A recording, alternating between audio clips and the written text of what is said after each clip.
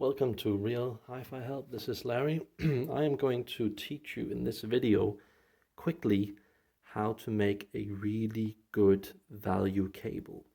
So I just want to warn you guys, I cannot be held liable for any damage that is done to your equipment. You do this at your own risk, and know that one of these cables that I'm using is not certified for power usage. So you have to consult with an electrician or someone who is professional who can guide you to if you really should continue with this project. So let's get on with it.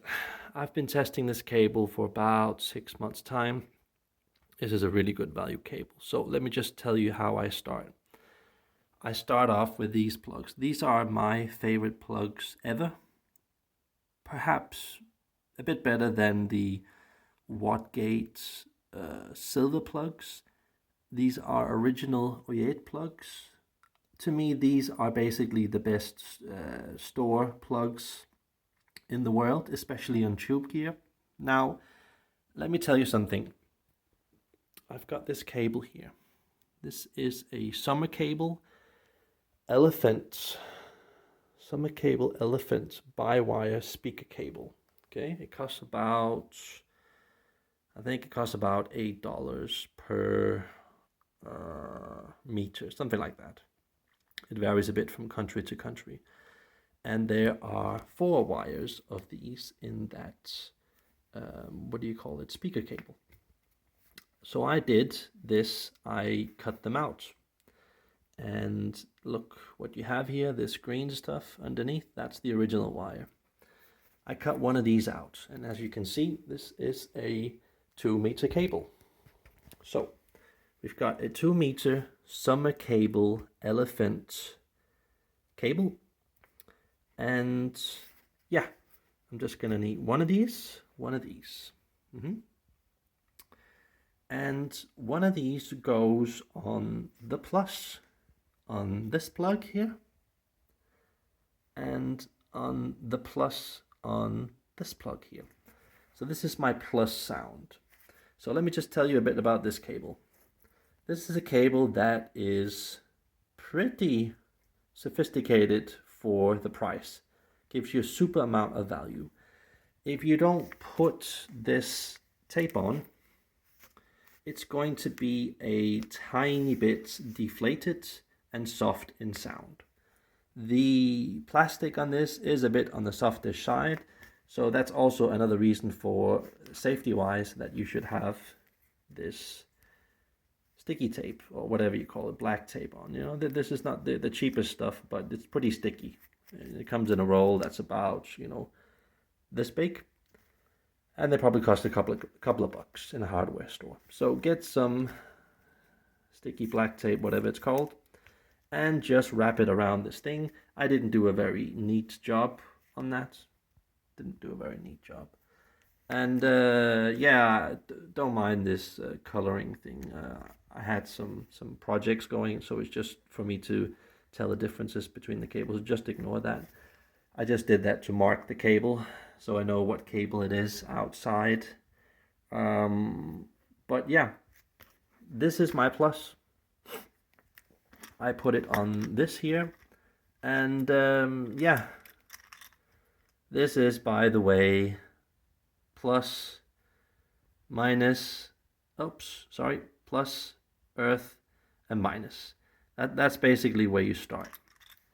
And let me tell you something.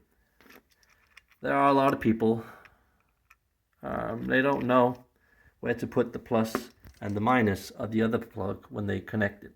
And I have to tell you guys, it actually doesn't matter, because you just flip this here when it's done, the cable, put the whole cable on the what's it called, in the wall socket, and then you just make sure that whatever you measure on this cable, this plug here, it has to be plus on this pole here. As long as it's plus on this pole, and that you test every single pole, and there's not a what do you call it, a light in them, in your test screwdriver, then you've concluded that the cable that you've made is a safe cable and that it's in correct phase. If this does not turn out to be lighting up with your test screwdriver. Where do we have a test screwdriver?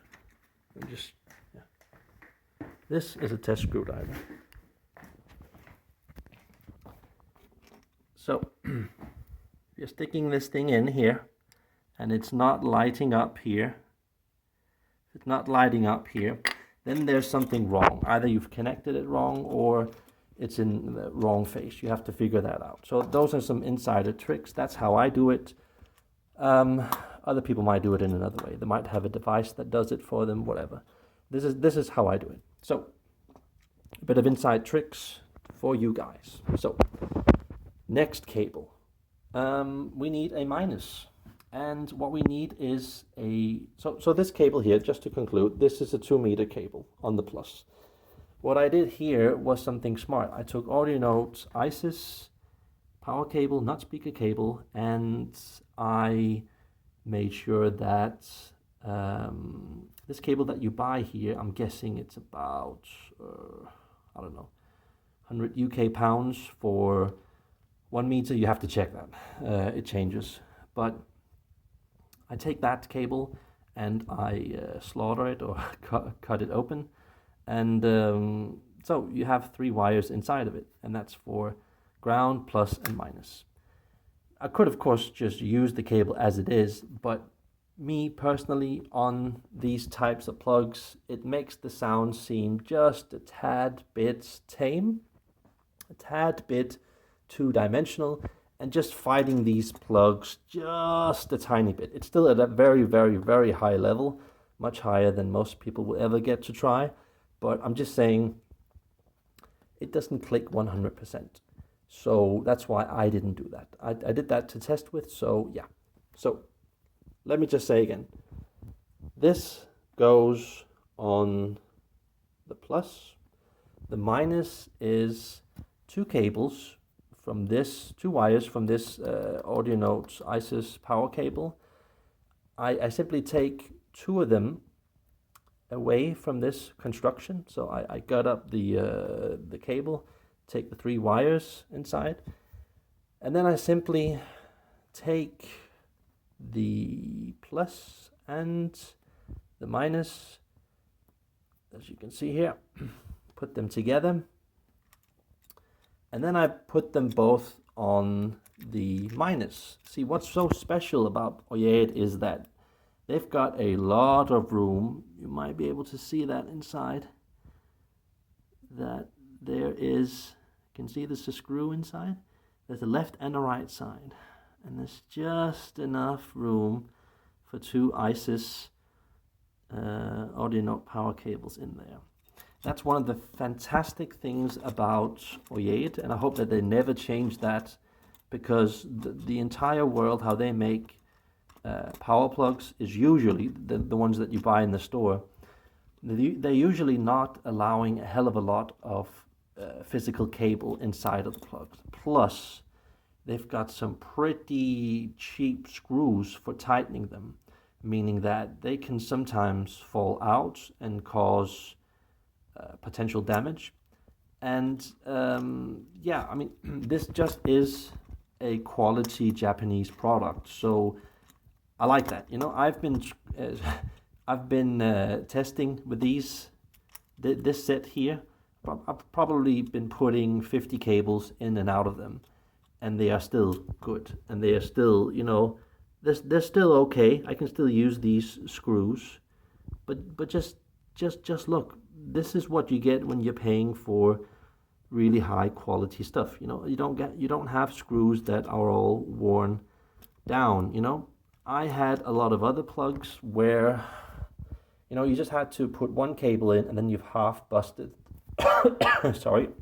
half busted the screw, so you can't open it up again. That's absolutely horrible.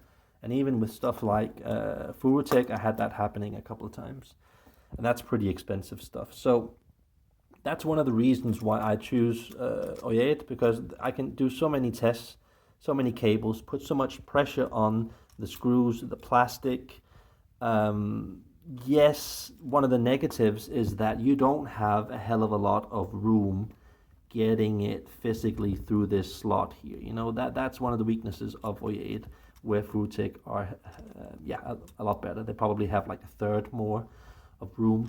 So yeah, that's good for really stiff big cables using Fruitic, because then you can get it through this thing here. But yeah, again, what you typically also would with O8 use some more finer wires, so it kind of takes care of that. In a way, I'm not making excuses for it. I think they should have improved the design, made more room for it. But yeah, I'm getting a bit off track here. So just to conclude, you're gonna gut up this wire here, this cable. You're gonna take the plus and the minus, and you're gonna take it and put it into 1 meter configuration. See, 1 meter. You need 1 meter of this and this together. This is a really good, solid way of unloading the sound. And these are bare wires, you know, on the audio note. The audio note doesn't have anything on top of the plastic or whatever you call it. And I'm not gonna put anything on it because I've done that before. If you put something on it, it's gonna, if you put this this tape on that I've taken off here, if you put that on the O8, yeah, it's gonna add more bass and pressure. And yeah, in some ways it's gonna be better. But that free-flowing musical sound that audio note is known for doesn't quite have that. You know, you're getting a tiny bit of this Fruitic sound on top of it. So if you like that, do that, fine. That's up to you. So this is what I did. This is on the plus, okay? These two here, plus and minus, they go on the minus. So, and then you're just gonna use a normal crap wire, $1 wire, whatever, for the earth connection, you know? And I'm, you know, I'm just gonna let them loose like this inside. And of course, I'm gonna tighten it up so it doesn't have any movement. But I'm telling you guys, when you do this thing that nobody else does, at least for me, you get a very non-store-like type of sound that's more free-flowing, more beautiful, more nice, and yeah. So that's how I do it. You have to check with an electrician if you want to do it this way. Some people think it's not entirely safe because you've got, you know, these loose wires outside that could touch all kinds of stuff. Yeah, it's probably not a totally legal construction that people would recommend. It doesn't look super good, doesn't have a high acceptance factor, but hey, this is basically a cable that's going to cost you, what is this? This is like 1/4 of $10 for this cable here. And yeah, these plugs are the most expensive part. They probably cost like $200 or $300 for these, but again, they're basically the best in the world, especially on tube gear. And yeah, then you're gonna get the audio note ICEs. What is that for 1 meter? I don't know, £100, something like that. Yeah, you basically have for like let's just say 350. For 350 dollars, you basically have I would say a sound that's at least $1,000 to $2,000. In some cases, it'll probably give you a sound that's perhaps $5,000, $6,000, $7,000. Yeah. So that's how I did it. That's how I hacked myself to make a really good cable. And let's just make it a bit cheaper for some of you guys. Let's just say that you can't afford this. What do you then go for? Well, there's not a lot of plugs that I would recommend, but let's say you take the Fruitic one, the Fruitic Gold ones. They have something called, I think, 11 or something like that. They're about the same price, perhaps a bit cheaper. Perhaps, let's just say $50, $60, $70 cheaper. If you take that, then I would recommend making this wire here perhaps half as long, because FluroTec has a more moldy, not so correct sound. So you're going to need something that has a bit more of a, I would say, a direct coupled sound, forcing the sound a tiny bit more through. So I would not take this in a 2 meter configuration. I would probably just take it in a one meter configuration. And then what I would do here, I'm not sure that you can actually squeeze 2 of these 50 thread wires into the minus pole of a FluroTec plug. I'm pretty sure it's going to be a bit difficult. So I'll just take one of these into the FluroTec, and then one of these for the earth connection.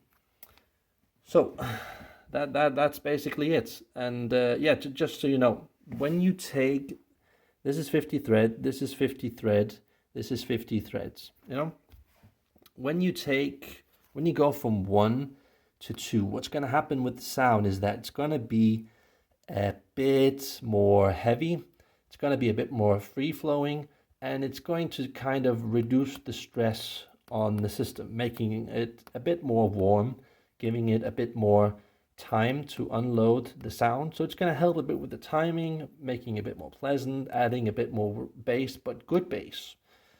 And it's sort of going to make your equipment feel like it's breathing more, so it isn't so pressured to send the power quickly from the minus to the plus, from the minus to the plus, minus to the plus. It's going to be like in flow instead of, you know. It just has this way of unloading the sound that is just so much more stress-free, making it actually possible for you guys to use some pretty half crap plugs more easily. Okay, so, but again, I wouldn't skimp on the plugs, especially if you have some half decent to really good equipment. These are like the most underrated plugs, I would say, in the world. And I'm still surprised to this day that they haven't gone up in price in these COVID times. So these are really, really, really, really good plugs. And let me just show you guys something. I don't know if you can see it in this light here, but if this was a copy plug, what they usually do is, if this was gold, they would actually put gold in the earth connection, plus and minus. And that just tells you immediately that it's a fake plug. If this was a gold, you know, the what's it called? C179, which is the number for the element gold, I'm pretty sure, on the periodical table. And yeah, it's just, you can tell these things. And what you also usually can tell with these copy plugs is that they've got a weird colored label. They haven't got this logo, water logo, whatever it's called, and got a weird see-through plastic casing, polymer plastic casing, whatever it's called, where you can't really tell what's going on inside. That's one of the big indicators of fake FluroTec plugs. I'm just letting you guys know, since I bought a lot of fake plugs thinking that they were real, you know, be aware. Be aware of this. This is how a real Oyed plug looks. I also want to tell you, like, a neat little thing they have going here is, to put this correctly on, you need to align this plastic thing with that, because you don't always know how to turn this plastic polymer compared to this outside. So if it doesn't fit in that slot, then you haven't put it correctly on. Also, just want to say that I also really like the Wattgate Silver plugs. They go fantastically good with just this audio note cable. audio notes, ISIS cable, and you can just have it on ground plus minus, very easy. Just a fantastic sound. Yeah, personally, I would cut up the cable so you don't have the external outside, just to make the sound a bit more free flowing. Yeah, it's gonna get a bit more loose. Yeah, it's gonna get a bit more noisy, but you're gonna get a bit more extension on the top end. So yeah, those are my really nerdy tips. And I also just want to let you guys know that, you know, one of the reasons why this cable is so good is because physically inside, when it's inside, it doesn't put a lot of pressure on it, you know, so it stiffens up, meaning that when it goes inside here, it's not gonna be like totally stiff.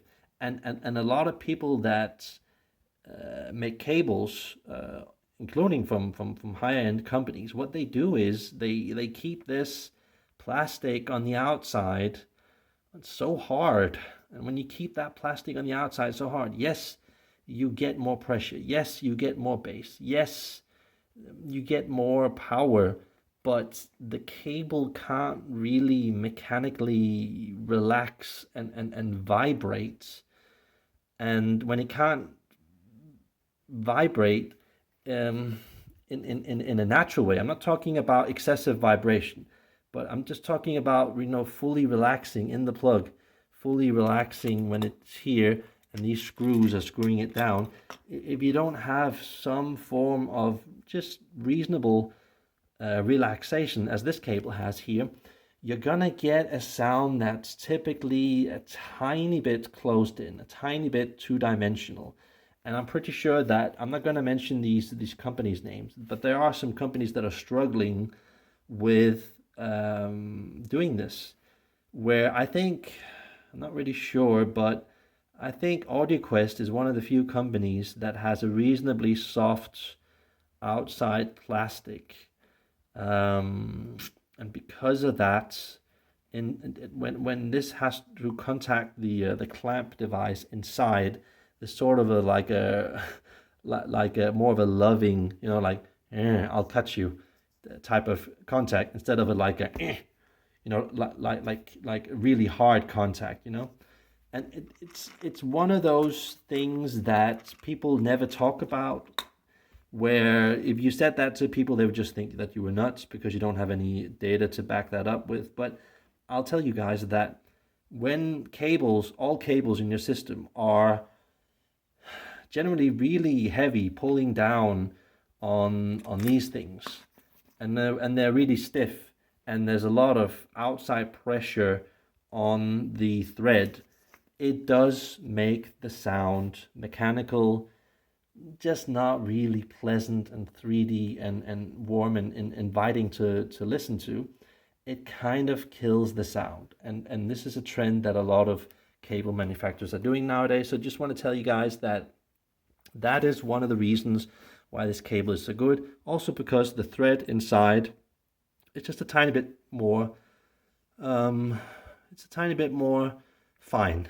And I think that the what do you call it, the signature, the sound signature of this cable is actually quite neutral, a tiny bit, I would say a tiny bit dry, and I wouldn't say forward, but it's quite neutral without putting any real signature on the sound. And I find that to be very good, especially when you have really high quality plugs and you do this tape thing, boosting the sound in a good way.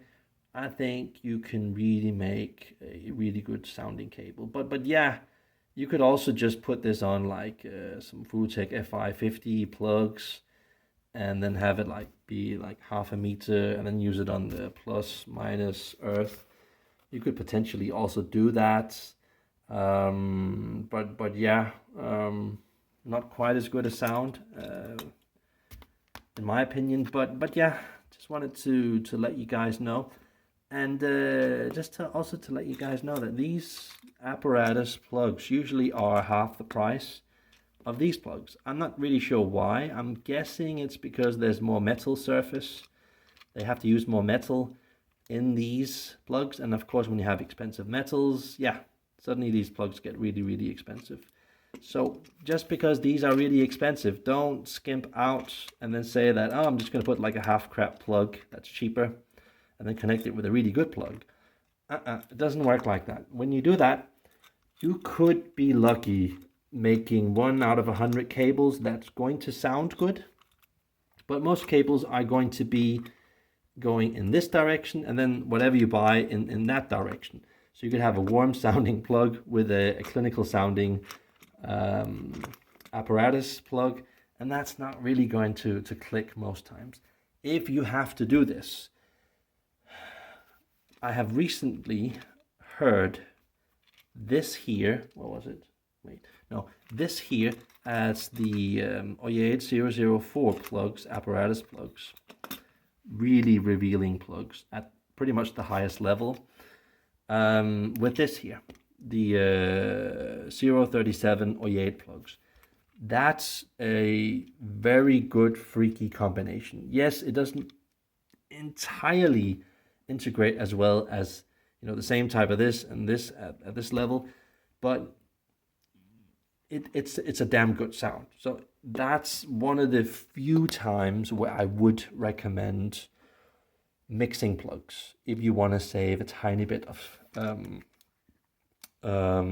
money, and you're actually going to get a tiny bit more resolution and firm bass by doing that, but it's also going to make the sound perhaps a tiny bit more clinical and perfect. So if you don't have a tube system, it could be a bit difficult getting away with that. But I'm just saying, you could probably save like $120 doing a trick like that. I am going to make a cable doing using that trick. But yeah, really, really, really good information. I just gave you guys some nice insider tricks. And remember, you know, before you do this, you have to you know, really check that this is legal and that you're doing it correctly. And first, that when you've assembled the cable, it's functioning. So what I do is, like I said before, you know, I always test it. I never take a cable that I've just made and then just test it on like an amplifier or DAC, because if I made it wrong, I will lose that amplifier or DAC if it isn't assembled correctly. And I've done that before, okay? I have done that before. So I'm saying, before you put a new cable that you've made, always test this. Let's just pretend this is a cable. So let's just say, yeah, I'm pretending this is a cable, okay? And this is connected into the wall socket, and this is here. And let me just turn it, and then we're testing it. So if I put it into the load, which has to be the plus, it has to light up. And I'm going to test at the same time that here it's not lighting up, and here that it's not lighting up.